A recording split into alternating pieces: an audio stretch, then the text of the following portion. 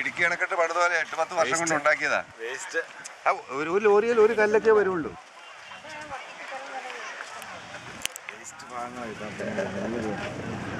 Clean Kerala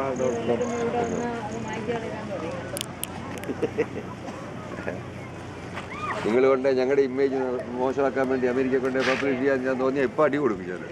നമ്മുടെ കാക്കാവര് ഇപ്പൊ ഒരു കാക്ക കേട്ടോ, ഇപ്പൊ ഒരു കാക്ക കേട്ടോ. എന്തിനാണ് എടുക്കുന്നത് ഇപ്പോൾ? ഓൻ എന്നെ കാണിക്കാൻ